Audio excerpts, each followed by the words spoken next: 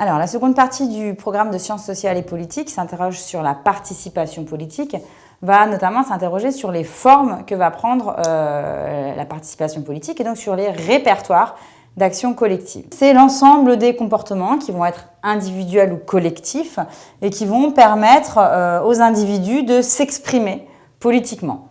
Alors, on distingue un répertoire d'action conventionnel et un mode d'action conventionnel et des modalités non conventionnelles d'activité politique, d'action en politique. Donc évidemment, l'activité conventionnelle, c'est le vote, puisque c'est une activité légale, encadrée, qui est en fait collective. Elle paraît individuelle puisqu'on a un isoloir. Depuis 1913, les gens s'enferment et s'isolent pour placer leur bulletin dans l'enveloppe.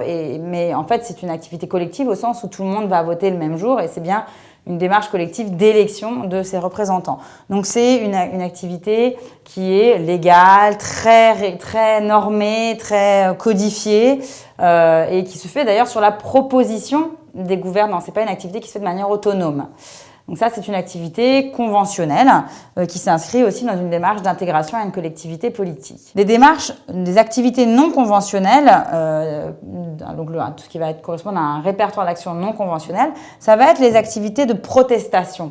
La manifestation, la grève, le boycott, la pétition, etc., etc. Et ces activités non conventionnelles, alors elles vont répondre à deux modèles, mais donc le modèle local patronné qui se met en place à l'échelon très local et qui en général se fait sous l'égide de notables locaux, mais qui a tendance à disparaître aujourd'hui et depuis en fait la moitié du 19e siècle au profit d'un modèle national autonome, donc avec des mobilisations qui se font à l'échelle nationale, à plus grande échelle, et sans patronage de notables, avec des citoyens autonomes.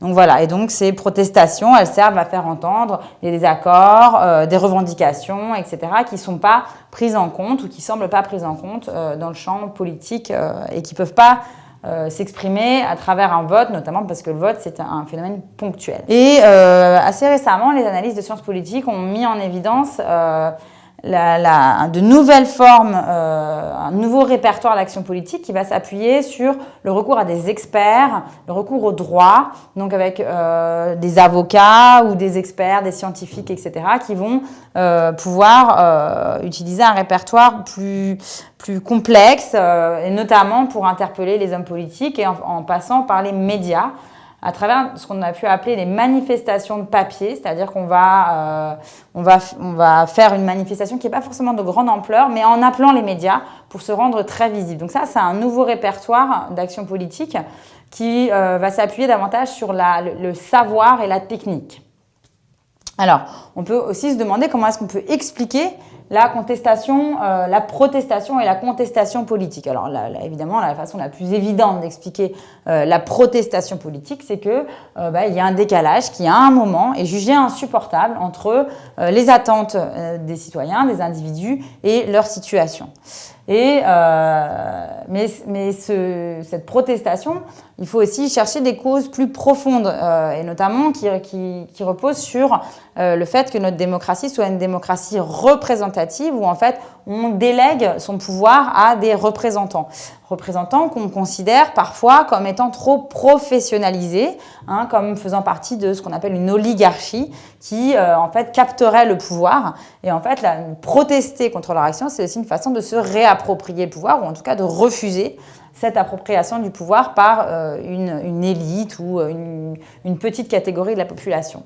Mais la protestation et les formes qu'elle prend, elle relève aussi d'un processus historique de parlementarisation et de pacification de la politique, où en réalité, en élisant des représentants, en institutionnalisant énormément le pouvoir et la prise de décision, on va aussi permettre une contestation plus pacifiée, puisque la plupart des actions sont non violentes. Elles peuvent être illégales, mais elles sont la plupart du temps non violentes. Elles peuvent être violentes, mais ce n'est pas la majorité. La parlementarisation, l'institutionnalisation va permettre l'expression plus pacifiée, plus sereine et aussi d'une certaine manière plus codifiée de la contestation.